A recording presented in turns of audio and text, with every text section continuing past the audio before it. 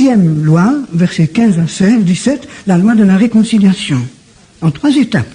Si ton frère a péché, eh bien va calomnier, médire à droite et à gauche et remplir l'Église de toutes sortes d'abominations par ta main.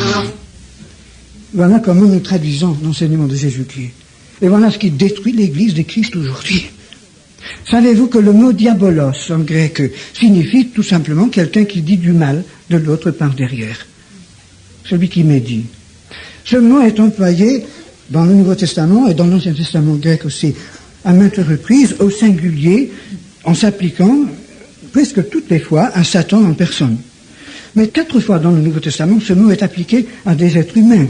En langue grecque ordinaire, un diabolos, c'était simplement un homme qui calomniait, qui disait du mal par derrière, n'importe qui. Et dans le Nouveau Testament, ce mot est employé dans ce sens normal, 4 fois. Jésus dit de Judas, l'un de vous est un diable, en indiquant Judas. Parce que Judas est allé l'accuser par derrière et l'a trahi, n'est-ce pas? Voilà le sens d'un diable. Et Paul dit dans Timothée et dans Tite qu'il ne faut pas que les femmes des diacres soient des diables, il ne faut pas que les vieilles femmes soient des diables, et il ne faut pas que et que dans les derniers jours, les gens seraient des diables. En parlant surtout de la communauté chrétienne, n'est-ce pas? C'est-à-dire cet horrible péché de la médisance, de la calomnie, de la critique, et surtout par derrière, cette langue qui n'est pas contrôlée par le Saint-Esprit, qui ne bénit pas chaque fois, qui ne dit pas du bien, cette langue devient un instrument de Satan lui-même. Et celui qui utilise sa langue de cette façon fait le travail de Satan, du diable. Il est un diabolos dans l'Église. Alors Jésus dit que si ton frère a péché, va et reprends-le entre lui et toi lui et lui seul. Voilà par où il faut commencer. Et souvent, il faut prier beaucoup avant qu'on ne puisse le faire. Et s'il nous écoute, alors on l'a gagné. Il y a évidemment plus d'une façon de le faire. Je me rappelle une fois, un jeune homme que j'avais amené moi-même au Seigneur quelque temps avant, il est venu me voir une fois dans ma chambre, et comme toujours, on priait sans cérémonie, avant de se dire, bon, on a prié, et il a dit, oh, Seigneur, pardonne-moi parce que j'ai tant de fois un esprit d'irritation en moi contre Ralph, et je voudrais que tu m'en débarrasses. Et il a dit, Ralph, prie que je suis débarrassé de ça. Et puis on a prié encore un moment, et puis je lui dis, mais mon vieux, qu'est-ce qui te t'enquiquine, qu'est-ce qu'il y a chez moi qui t'agace?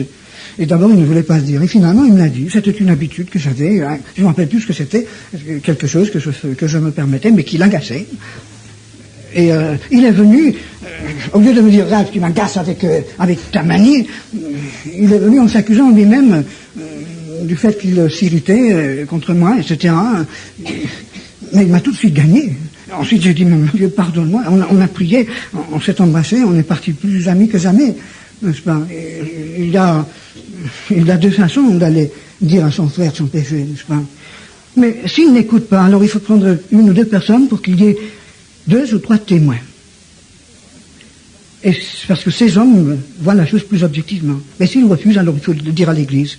Et si on le dit à une Église ordinaire, cette Église explose, ou se divise en 2. Mais une Église qui marche selon les principes de ce chapitre peut encaisser des coups pareils. Je n'ai jamais vu un cas de trouble dans une Église que j'ai connue, ou parmi les Églises que j'ai fondées, ou que mes enfants spirituels ont fondées, où nous avons appliqué cette règle de Christ, où Dieu n'a pas résolu le problème. J'ai vu trancher par le doigt des dieux des problèmes sans solution, que nous n'aurions pas pu trancher, sauf en faisant énormément de dégâts et de mal. Mais quand on en arrive là, il faut que toute l'Église soit dans le coup. Il faut que tous les chrétiens de la communauté prennent leurs responsabilités. Et la dernière loi, verset 21 jusqu'à la fin du chapitre, c'est le pardon. Pierre dit, combien de fois est-ce qu'il faut que je pardonne? Et Jésus lui dit, jusqu'à 500 fois. Enfin, presque. Et longtemps avant ça, on a perdu le fil. De toute façon, Jésus dit, il faut pardonner. Si 2 fois de suite, au cours de 5 minutes, je vous marche sur les pieds, ou si 2 fois, au cours d'une année, je cite votre place sur les stades, la 3e fois, vous avez beaucoup de peine à me pardonner. Jésus dit qu'après après 70 fois 7 fois, c'est-à-dire 400 et quelques, on parlera peut-être du non-pardon, mais pardon. C'est-à-dire Jésus dit il faut pardonner, pardonner, pardonner, pardonner, pardonner, pardonner, pardonner, pardonner. Point, point, point. Et ensuite il raconte l'histoire du serviteur qui ne voulait pas pardonner à son camarade une bricole de 50 francs, alors qu'il avait été lui-même pardonné une somme astronomique et impossible. Et j'ai donné une explication de ces paraboles dans mon livre, alors je ne vais pas revenir dessus maintenant. Mais je reviens sur les promesses de Jésus dans les versets 18, 19 et 20, qui, à mon avis, ne sont valables que dans la mesure où nous vivons selon les lois de ce chapitre. J'appelle ces 7 principes les lois ou les principes, enfin, quelquefois je les appelle les 7 lois du royaume. D'autres fois, je les appelle les 7 principes de la vie communautaire. Mais alors, la première chose, verset 18, c'est que Jésus-Christ nous donne son autorité. Nous pouvons lier, nous pouvons délier. Et c'est fait dans le ciel. Avec le nom de Christ, du fait que nous nous identifions complètement à Jésus-Christ pour faire sa volonté, Jésus-Christ s'identifie complètement à nous. Et lorsque nous signons, il signe aussi. C'est une église qui a un pouvoir spirituel exceptionnel contre les puissances du mal, pour délivrer les âmes, pour chasser les démons, oui, pour guérir aussi les malades, mais surtout pour sauver les âmes, pour les arracher de l'enfer, surtout, et pour sanctifier les chrétiens. Et au verset 19, la deuxième promesse, c'est que si 2 sont d'accord, la prière est exaucée. Il faut cette unité, il faut cet accord. Et si nous sommes unis avec un seul objectif, de faire la volonté de Dieu, qui consiste essentiellement à faire connaître Christ à toutes les familles de la terre, et deuxièmement, à sauver des âmes, si nous avons cet objectif, surtout, nous pouvons être certains que Dieu répondra à nos prières et que l'Esprit de Dieu les orientera dans le sens de sa volonté. Et nous pouvons vraiment compter sur Dieu pour nous utiliser. Combien de fois j'ai vu 2 ou 3 chrétiens forgés par le Saint-Esprit dans une petite équipe, une unité, soit localisée, soit mobile, c'est-à-dire soit le début d'une petite église, soit une équipe apostolique, mais soudés ensemble avec une seule idée, de travailler pour Christ, prêcher l'évangile, gagner des âmes. Combien de fois j'ai vu sortir d'un petit noyau de 2 ou de 3 comme cela, une œuvre qui fait honte aux activités de tout un réseau d'églises ordinaires.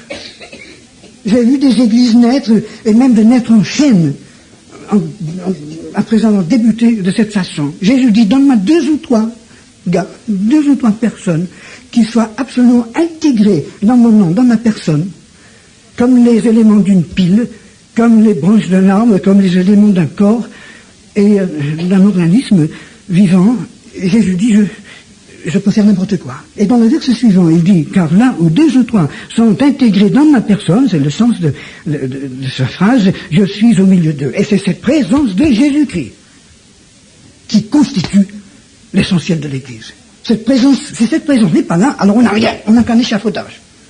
On a beau activer, on a beau prêcher, on a beau se vanter de sa doctrine, tout ce qu'on veut, on n'a vraiment qu'une caricature. On a tout un tas de choses sauf l'essentiel. Exactement si un garçon ici voulait donner à sa fiancée un magnifique cadeau, merveilleusement enveloppé, et puis quand elle l'ouvre, il n'y a rien dedans. Alors, combien de nos églises, combien de nos activités ressemblent à cela? On a une enveloppe absolument fantastique et pourtant il n'y a rien dedans. Je me rappelle une histoire parmi beaucoup d'autres du même genre. Je suis allé une fois dans une ville où je n'avais jamais mis les pieds avant. Enfin, si, j'avais mis les pieds une fois. Et on m'a demandé de prêcher dans une église. Je suis arrivé dans l'église et je suis arrivé une demi-heure avant. Je pensais que je trouvais peut-être quelques personnes qui allaient prier. Non. Il y avait quelques anciens, quelques gars, des personnes qui s'affairaient avec des papiers, avec de l'argent, je ne sais quoi, les recueils quantiques. Il y avait quelques personnes qui venaient, qui chuchotaient dans les bancs. Et puis, moi, je me suis assis au fond de la salle, sur un banc, et quelques personnes, en entrant, m'ont regardé un petit peu comme ça, qui fait ce guignol. Et finalement, juste avant l'heure de la réunion, c'était une soi-disant réunion d'évangélisation, tous les responsables, ils étaient affolés, ils cherchaient le prédicateur, mais est-ce qu'il n'est pas venu, etc. Et finalement, l'un de nous est venu chez moi, il m'a dit, mais est-ce que vous êtes par hasard? Oui, je sais pas, je crois. Voilà. Oh, venez monsieur, venez, alors on me mettait devant, etc. Et puis, au lieu d'avoir une prière, il voulait savoir les cantiques que je voulais, etc. Et puis finalement, on m'a mis sur l'estrade, et puis, moi j'avais le cœur cassé en deux. Finalement, j'ai prêché. Et évidemment, je crois que Dieu a parlé, des personnes ont été bénies. À la sortie, tout le monde voulait me serrer la main. Oh, merci. Vous savez, mais je leur ai dit publiquement, j'ai dit, écoutez, la prochaine fois, j'ai dit, écoutez, si moi j'avais été une âme inconvertie, si j'étais venu dans votre église pour trouver Dieu, pour réparer ma vie cassée, je serais parti en secouant la poussière de mes pieds. Et si vous aviez traité, après m'avoir traité comme vous m'aviez traité, je considérerais que cette église n'est pas une église de Christ. Et je n'ai pas trouvé Jésus-Christ ici. Évidemment, ils n'ont pas aimé cela. Mais quelquefois, il faut dire des choses pareilles.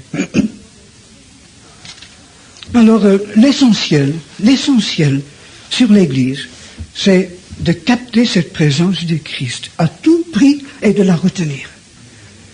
On parle de la parousie. Le mot grec parousie signifie tout simplement la présence. Nous attendons la parousie de Christ. Mais est-ce qu'il ne vous est jamais arrivé à l'esprit de prier que la parousie de Christ soit maintenant ici?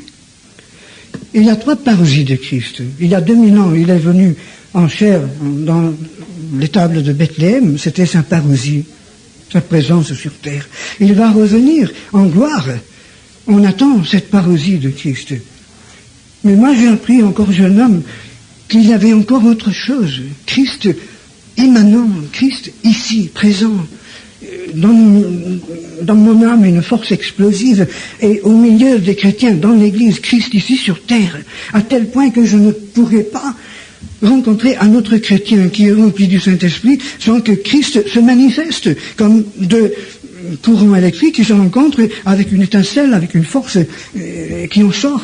Christ, il y a une flamme chaque fois, et c'est la présence du Christ. Et c'est cela qui convainc les hommes autour de nous.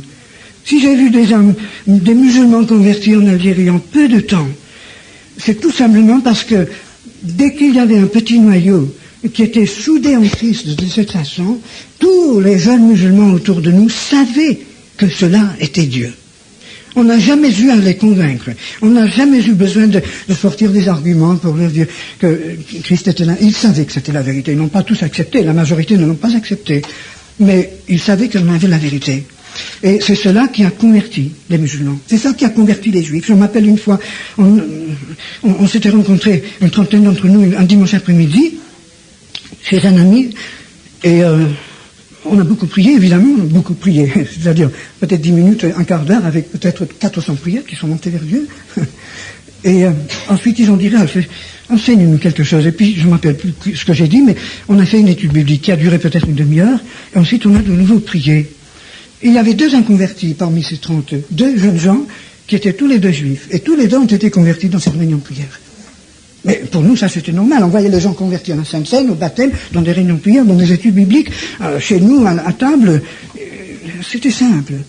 Et combien de fois je visitais par exemple une famille convertie dans un quartier de la ville, c'était le soir, c'était peut-être à l'heure du souper, je voyais qu'ils avaient fini le souper, ils avaient laissé le pain et le vin sur la table, il y avait peut-être une vingtaine de Bibles sur la table, il y avait des voisins qui étaient venus, même des inconvertis, il y avait d'autres jeunes qui avaient fini leur devoir, ils étaient tous là autour de la table, ils priaient, ils évangélisaient, mais tout en faisant la Sainte Seine, ils convertissaient les gens, ils évangélisaient, même entre le pain et la coupe par exemple, il y avait un jeune chrétien qui disait un voisin qui était là, mais mon vieux, tu ne te rends pas compte, tu es fou, si tu ne fais pas partie de Jésus-Christ, tu vois ce que tu rates, mais le ciel est devant toi, mon vieux, mais dépêche-toi pour être sauvé.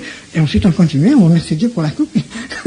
C'était tellement naïf, tellement spontané, que j'ai compris que pour Dieu c'était infiniment plus précieux d'avoir la liberté de l'esprit, non pas avec confusion ni pagaille, avec l'autorité de la parole de Dieu aussi, mais cette liberté du Saint-Esprit qui pouvait utiliser n'importe quel membre de l'Église à n'importe quel instant pour faire même l'imprévisible.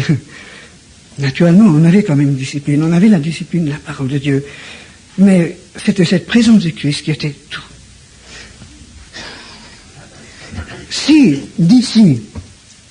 si d'ici 1 an ou 5 ans, nous nous trouvons face au système de l'Antichrist, avant que l'Antichrist ne vienne démasquer, n'est-ce pas? Le système de l'Antichrist est déjà en train de se construire, rapidement. Mais si nous nous trouvions devant une crise internationale qui nous mettait vraiment au pied du mur, et nous avions à choisir entre un compromis spirituel pour garder nos libertés civiles, pour garder nos bâtiments de culte, pour pouvoir travailler officiellement comme chrétiens, ou choisir d'être vraiment fidèles à la parole de Dieu en perdant tous nos biens et peut-être notre emploi et en risquant d'aller en prison, qu'est-ce que nous choisirions? C'est le choix qu'ont dû faire toutes les églises anciennes au cours des 10 premières années après la prise du pouvoir par le gouvernement communiste. Et la majorité des églises n'étaient pas prêtes et sont tombées dans le piège.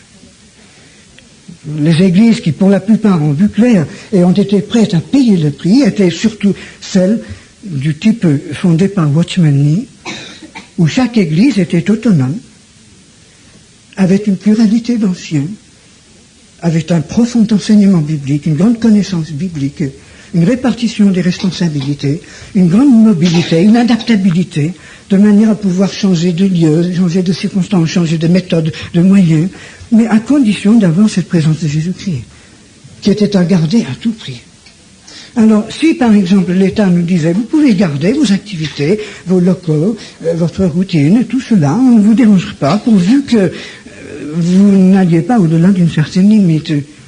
Mais si le fait d'accepter ces limitations nous ferait perdre la présence de Christ au milieu de nous, quel serait notre choix? Paul a dit vers la fin de sa vie, après presque 4 ans en prison, quand il écrivait aux Philippiens, « Je fais une chose. Oublions ce qui est en arrière, je cours vers le but pour remporter le prix de la vocation céleste en Jésus-Christ. » Elle dit, tous les avantages que j'avais en tant que juif, mes connaissances bibliques, tout cela, avant sa conversion, il a dit, je l'ai considéré comme de la boue à cause de la supériorité de la connaissance du Christ. Et pour Paul, il avait un seul objectif, il voulait connaître Christ. Il disait, j'ai un seul désir, c'est de connaître Christ et de saisir la chose pour laquelle moi-même j'ai été saisi. En tout cas, je répète ce que j'ai dit avant-hier, ou était-ce hier après-midi, je ne me rappelle plus. Jésus-Christ mettait devant ses disciples 2 chemins. Un chemin de facilité, où la majorité passe, et un chemin difficile, étroit, qui monte. Le chemin de la volonté absolue de Dieu. La volonté de Dieu se traduit sur 2 niveaux. Nous voyons cela dans la Bible, comme dans l'histoire de l'Église. Il y a la volonté relative de Dieu, c'est-à-dire ce que Dieu tolère. Mais il y a aussi la volonté absolue de Dieu, ce que Dieu désire réellement. Et je crois que beaucoup de chrétiens se contentent avec la volonté relative de Dieu. Pour eux, ce qui compte, c'est que Dieu tolère ou permette, au lieu de chercher ce qu'il y a dans le fond du cœur de Dieu, ce que Dieu veut réellement. Eh bien, à nous de choisir. Passons un tout petit instant dans la prière silencieuse et que Dieu nous aide à sonder notre cœur et à lui répondre. Maintenant. Seigneur, il ne nous faut pas beaucoup de temps pour dire oui ou non. Tu as entendu le cœur de chacun. Mais nous te demandons de nous prendre au mot, de mettre ta signature contre la nôtre. Tu sais mieux que nous ne pouvons jamais nous en tenir à un tel engagement. Nous ne pouvons pas suivre ce chemin, nous ne pouvons pas faire ta volonté. Mais nous savons aussi que ce que tu cherches, c'est notre signature pour que nous te permettions de réaliser ta volonté dans notre vie. Or, nous savons que tu es tellement merveilleux que tu ne forces jamais la volonté d'un homme. Tu nous as créés à ton image, des êtres libres, capables de choisir. Et nous savons que tu acceptes notre choix. Seigneur, nous savons que tu appelles cela la foi. Tout ce que nous pouvons faire, Seigneur Jésus-Christ, c'est croire en toi pour le mieux possible. C'est ce que je veux faire maintenant.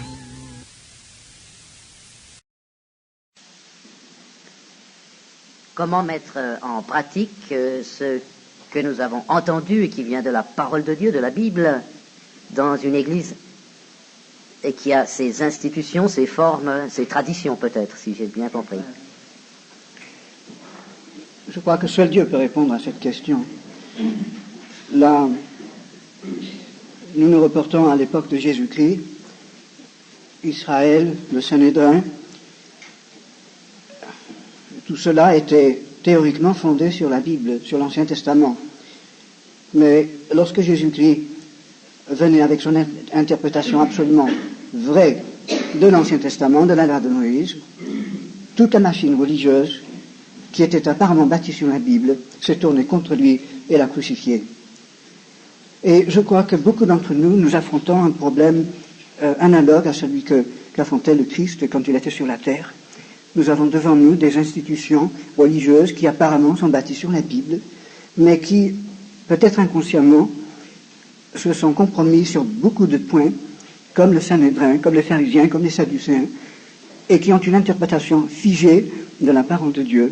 Et si on veut apporter la véritable interprétation de la parole de Dieu, celle de Jésus-Christ, on se heurte à une opposition inimaginable et finalement on se fait crucifier, vider. Je crois que pour beaucoup d'entre nous, le moment viendra où nous trouverons que cela est vrai. Pour le moment, je ne critique aucune église particulière. Je crois qu'il faut aimer tous ceux qui sont au Seigneur et tout ce qui se fait au nom du Seigneur.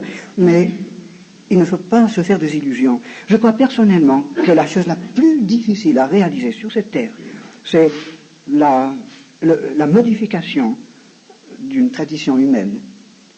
Là, on se heurte à une force telle qu'elle a crucifié Jésus-Christ, au nom de Dieu et au nom de l'Écriture. Je crois personnellement que si on veut changer les églises qui, depuis des générations, ont désobéi à la parole de Dieu sur beaucoup de points et qui ne veulent pas admettre l'autorité de la parole de Dieu avant l'autorité de la tradition, eh bien, je crois que c'est une chose pratiquement impossible. Ce n'est pas impossible pour Dieu. Dieu apporte des réveils, quelquefois, dans de différents pays. Des églises apparemment 2 fois mortes revivent, mais malheureusement, elles remettent en vigueur aussi les anciennes traditions, souvent, et le réveil est étranglé. Cela arrive répétitivement dans l'histoire de l'Église, au lieu de pouvoir revenir entièrement à la Bible et recommencer en partant à zéro. Je crois que Dieu, comme je disais hier soir, Dieu peut faire beaucoup plus par 2 hommes qui se mettent ensemble et qui vont jusqu'au bout avec Dieu, qui sont totalement engagés envers Dieu et totalement unis en Christ, que par des centaines et des centaines d'églises qui ne veulent pas obéir à la parole de Dieu. Maintenant, si tu es dans une telle église maintenant, tu as une loyauté envers cette église, je ne te dis pas de quitter, de t'esquiver devant la difficulté, de cesser d'aimer cette église, de cesser d'être un témoin. Fais tout ce que tu peux. Mais tu peux le faire surtout par la prière, par l'amour et par la parole de Dieu. Mais si tu arrives finalement à la conclusion que tu es bloqué, que l'Église ne veut pas de la vérité, je pense qu'un jour il arrivera un moment où Dieu te dira, tu perds ton temps, tu pourras passer toute ta vie à replâtrer ce mur qui s'écoule, mais fais du neuf, fais autre chose. Mais moi je ne peux pas te dire de faire cela, n'est-ce pas? Personnellement, je sais que la chose la plus difficile à faire, c'est de recommander une ancienne église qui ne veut pas obéir à la parole de Dieu. J'ai essayé de le faire. D'ailleurs, je ne suis pas contre les églises existantes. Je passe beaucoup de mon temps, ou j'ai passé beaucoup de mon temps à aider de telles églises. Je me suis dévoué pour eux, j'ai passé des nuits blanches, des nuits de prière, des nuits de cure d'âme, etc. Mais je sais par expérience que, dans l'ensemble, on perd son temps. Dans une telle situation, d'une église formaliste, institutionnalisée, est-il possible de créer un noyau entre 2 hommes et qu'est-ce qu'ils peuvent faire? L'histoire de l'Église, surtout depuis 200 ans, depuis le commencement du grand réveil évangélique en Angleterre et en Amérique, nous montre qu'un noyau semblable peut quelquefois révolutionner une telle Église, ou plutôt réveiller une telle Église. Révolutionner, c'est autre chose quand même. Le grand réveil évangélique du XVIIIe siècle par Wesley en Angleterre, c'était un cas semblable, et Wesley n'a jamais quitté l'Église anglicane. Mais puisque tout son travail a été fait dans la rue, sur les places. Et c'est l'Église anglicane qui l'a pratiquement vidé, n'est-ce pas, en fin de compte. Et c'est après la mort de Wesley que tous ces noyaux que Wesley avait formés dans les églises anglicanes, partout en Angleterre, se sont détachés de l'Église anglicane pour former les églises méthodistes. Mais Wesley ne s'est jamais retiré de l'Église anglicane. Il a voulu toujours que l'Église reste une seule Église. Mais dans les îles Hébrides, si vous avez lu l'histoire de ce réveil il y a quelques années, tout cela s'est passé dans le cadre de l'Église presbytérienne écossaise, n'est-ce pas? Et cela a été absolument extraordinaire. Mais ce qui arrive après un tel réveil, c'est que quelques années après, la tradition, l'organisation, l'institutionnalisme reprend le dessus. Et finalement, tout retombe comme avant. Et ensuite, il est 2 fois plus difficile de réveiller une telle église. Alors, si vous avez quelqu'un qui est là, qui prie avec vous, et si vous pouvez faire un noyau, vous pouvez peut-être apporter à cette église une nouvelle bénédiction qui durera pendant des années, ou même une génération. Mais pose-toi la question, dans l'éternité, qu'est-ce que tu veux récolter? Un fruit 100% ou un fruit 30%, n'est-ce pas? Est-ce qu'on ne perd pas trop de temps à vouloir réveiller une église alors que beaucoup n'ont pas entendu l'évangile? Mon opinion personnelle, amen. On demande le commentaire de Tite 1, 5, 6 à M. Chalice. D'après ce passage, une église a-t-elle besoin d'organisation? Et en ce cas, comment peut-on établir cette organisation? Incontestablement, le Seigneur voulait une autorité dans son Église. L'autorité, évidemment, c'est Christ lui-même, le Saint-Esprit et la parole de Dieu. Mais le Nouveau Testament nous montre dans toutes les épîtres et dans les actes que les apôtres ont compris également la nécessité d'avoir des hommes établis comme une autorité dans l'Église. Et l'apôtre Paul nous donne des qualifications très très claires concernant le caractère de ces hommes. Maintenant, comment pouvons-nous savoir sur le plan pratique qui peut être décelé comme étant appelé par Dieu à être ancien dans une église? Je vous dirai simplement comment en Algérie, dans cette œuvre dont je vous ai parlé, j'ai résolu le problème. À chaque instant, je revenais donc à mon Nouveau Testament grec, je mettais ensemble tout ce que je trouvais dans la parole de Dieu, et la question a été soulevée quelquefois par mes propres enfants spirituels, qui lisaient naturellement la Bible, et disaient, mais comment est-ce qu'on va faire pour des anciens? Qu'est-ce que ça veut dire, etc. Et nous avons simplement vu tous les passages, nous avons étudié tout cela. Ils ont dit, mais est-ce qu'il ne faudrait pas avoir des anciens? Par exemple, moi, est-ce que je serais un ancien? Et j'ai simplement répondu, écoutez, si quelqu'un veut être ancien, ou pense que Dieu l'appelle à être ancien, qu'il fasse le travail. Et ensuite on verra. Et lorsque finalement le moment est venu pour établir une autorité, établir des anciens, nous avons eu une journée entière de prière, et pour la plupart d'entre nous, nous avons jeûné aussi. Nous avons revu tous les passages dans la Bible à nouveau qui parlent d'anciens, surtout dans le Nouveau Testament. Nous avons relu toutes les qualifications, etc. Nous avons beaucoup prié. Et vers la fin de la journée, dans l'après-midi, j'ai posé la question, est-ce qu'il y a quelqu'un qui pourrait nommer un ancien? Est-ce qu'il y a quelqu'un qui pourrait nous dire un nom de quelqu'un qui serait incontestablement qualifié du fait qu'il a fait le travail depuis longtemps et a la confiance de l'Église? Personne n'a osé proposer un nom. Finalement, moi j'ai proposé un nom. J'ai dit personnellement, nous avons dit tout cela dans la prière. On ne se regardait pas, nous étions tous courbés devant Dieu. J'ai dit, je crois que tel et tel est appelé à être ancien. Et nous avons encore prié. Nous avons prié pour cette personne. Et puis j'ai posé la question, est-ce qu'il y aurait une voix dissidente? Parce qu'il faut parler devant Dieu. Il faut dire la vérité. Personne n'a contesté. Nous avons encore prié. Et ensuite j'ai dit, selon Acte 14, si tout le monde croit que cet homme est appelé à être un ancien, si vous avez confiance en lui, eh bien, je vous demande de lever la main comme un signe, comme un acte qui sera enregistré dans le ciel, aussi bien qu'au milieu de nous sur la terre, pour montrer que vous adhérez à cette décision. Ne levez pas la main, à moins que vous soyez absolument certain que le Saint-Esprit vous amène à le faire. Et en levant la main, vous vous engagez devant Dieu, devant l'univers entier, à être fidèle vis-à-vis de cet homme, à prier pour lui, à le suivre, à l'aider, à l'appuyer. Et cet homme doit s'engager à être absolument fidèle et honnête envers l'Assemblée, envers le troupeau. C'est un acte terriblement solennel et nous répondons tous au tribunal de Christ pour ce geste que nous faisons maintenant. Et nous avons encore prié. Et ensuite j'ai dit, eh bien, ceux qui sont convaincus, levez la main. Les unes après les autres, les mains ont été levées, quelquefois avec beaucoup d'hésitation, et finalement toutes les mains sont restées en l'air. Nous avons tous vu que l'Assemblée était unanime. Tout a été fait dans la lumière, dans la clarté. Et cet homme a su qu'il était vraiment reconnu par toute l'Assemblée comme un serviteur de Dieu. Et il était sûr de la confiance de l'Assemblée. Et l'Assemblée avait déjà confiance en lui. Nous avons encore continué à prier. Et nous avons finalement demandé s'il n'y avait pas d'autres personnes. Ensuite, j'ai proposé un deuxième nom. Et nous avons fait la même chose pour cette deuxième personne, de la même façon. Ensuite, lorsqu'il n'y avait plus de nom suggéré, lorsque nous n'avons plus désigné qui que ce soit, et c'est vraiment Dieu qui a désigné ces hommes, seulement toute l'Assemblée a mis sa signature à ce que Dieu avait déjà fait.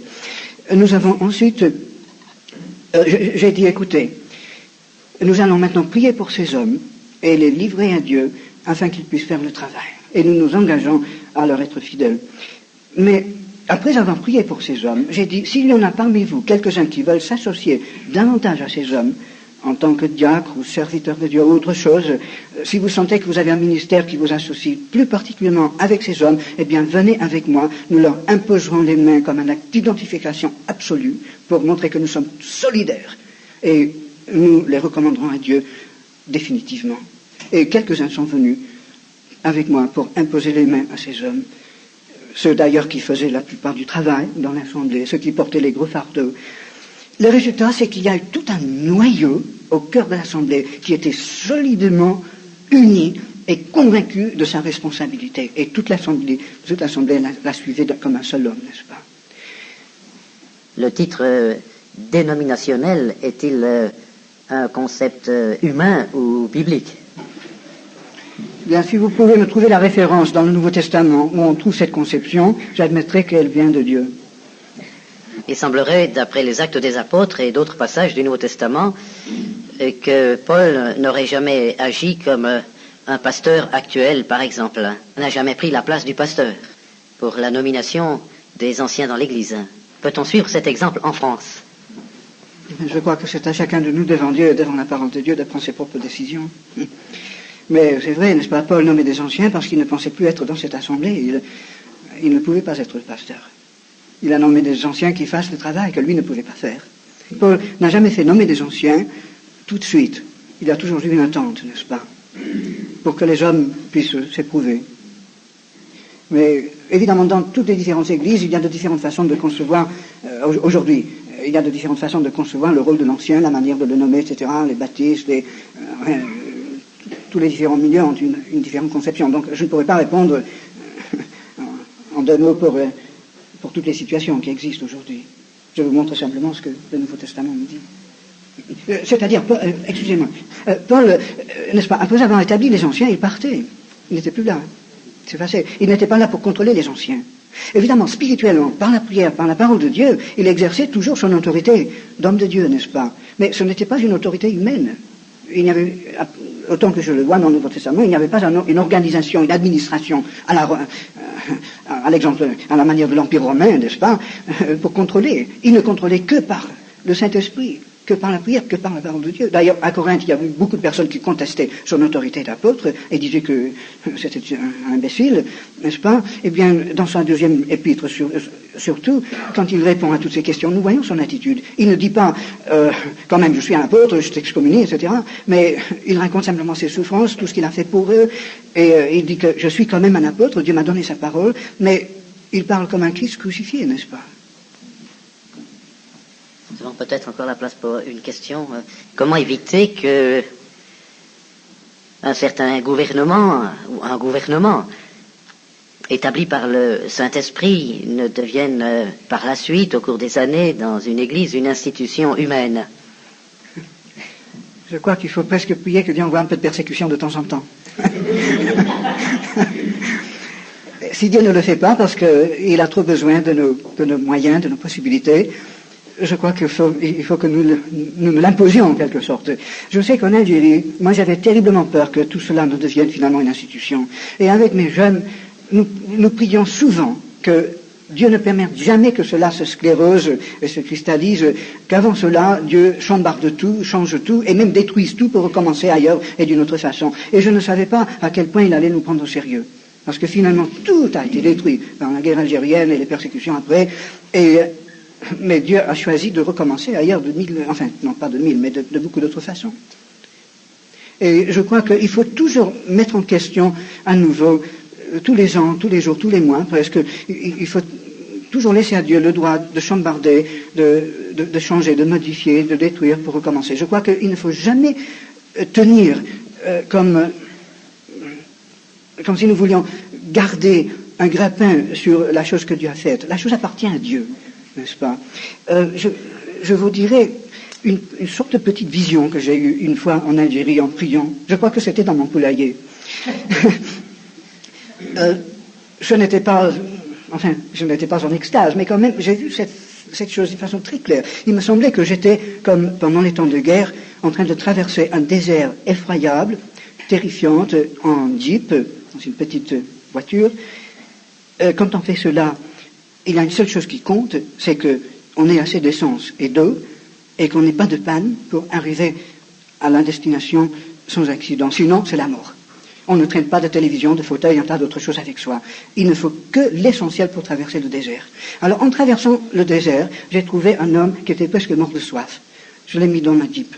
Un peu plus loin, une fille qui également était près de la mort. Je l'ai mise dans ma jeep. Et au fur et à mesure que je continuais, je trouvais des gens qui étaient presque morts de faim, de soif. Et finalement, ma petite jeep était tellement bourrée de gens, c'était comme un pot de fleurs qui... Et puis, en surmontant une petite colline dans le désert, et en descendant de l'autre côté, j'ai trouvé une plaine, et des tas de personnes, toutes les femmes avec un chignon, les hommes vêtus de dimanche, et qui travaillaient avec la sueur qui tombait par terre presque, qui taillaient des rochers, qui bâtissaient, et qui faisaient du ciment, et qui bâtissaient un immense édifice. Et je leur disais, mais qu'est-ce que vous faites? Ils disent, nous construisons l'église. Et puis la vision s'est arrêtée. Mais cela a cristallisé exactement ce que le Seigneur m'avait montré sur la vraie et la fausse église. La vraie, c'est la Jeep. Une assemblée est-elle capable de nommer elle-même ses anciens? Ou faut-il un secours extérieur à cette assemblée? Je crois que la manière de nommer les anciens est pour beaucoup dans les problèmes qui existent dans les différentes assemblées, dans les différentes églises.